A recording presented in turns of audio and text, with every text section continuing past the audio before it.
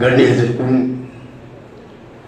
மரியாதைக்கும் உரிய அறிஞர் பெருமக்களே, இந்த விழாவின் தலைவர் உட்பட அனைவருக்கும் என்னுடைய வாழ்த்துக்களையும் நன்றியையும் தெரிவித்துக் கொள்கின்றேன்.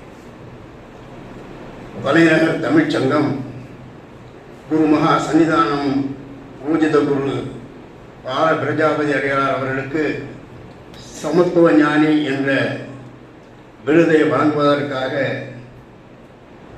அந்த பணியில் என்னையும் ஈடுபடுத்தியதற்காக நான் உளமாற நன்றியை தெரிவித்துக் கொள்கின்றேன்.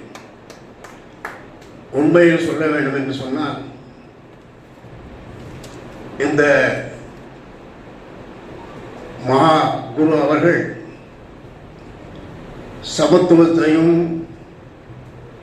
சம தர்மத்தையும் மனித அபிமானத்தையும் ஏற்படுத்துவதற்காக தங்களை அர்ப்பணித்துக் கொண்டு 6வது தலைமுறையாக இங்கே வாழ்ந்து கொண்டிருக்கின்றார்கள். நீங்கள் சிந்தித்து பார்க்க வேண்டும்.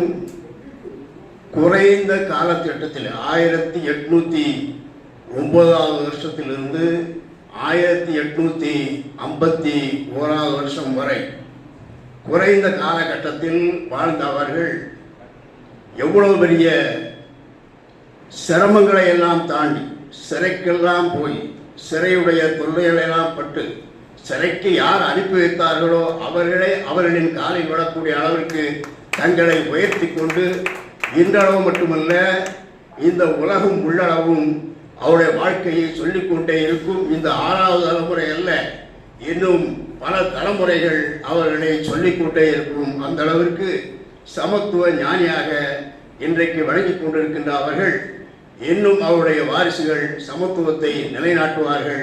ஏனென்று இங்கே சொன்னார்கள், சமத்துவ கிணறு, சமத்துவ உணவு, அது மட்டுமல்ல இடுப்பில் கட்டிக்கொண்டிருந்த துண்டை தலையில் கட்ட வைத்த மிகப்பெரிய பெருமை அவர்களுக்கு உண்டு. இந்த அளவிற்கு உயர்ந்த நிலையை அவர்கள் அடைவதற்கு அவர்களுக்கு எப்படி இறைவன் அருள் புரிந்தானோ அதுபோல நமக்கும் இறைவன் அருள் புரிய வேண்டும். அவர்களை வாழ்த்துவதற்கு உண்டான வயசு என்று சொல்வதை விட அவருடைய உழைப்பு எங்களிடத்தில் இல்லை. நாங்கள் சிறியவர்கள், வயதில் தான் பெரியவர்கள். வயதில் பெரியவர்கள் அல்ல, நாங்கள் வாழ்விலும் பெரியவர்கள் அல்ல. அவர்களை வாழ்த்துவதற்குண்டான வாய்ப்பு உங்களுக்கு எப்படி கிடைத்திருக்கிறதோ, நீங்களெல்லாம் அறிஞர் பெருமக்கள், சாதாரணமானவர்கள் அல்ல, எல்லோருமே அறிஞர்களாக இருக்கின்றீர்கள்.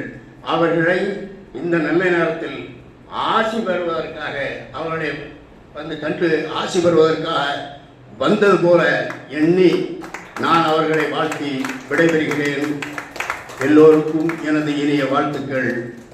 நன்றி.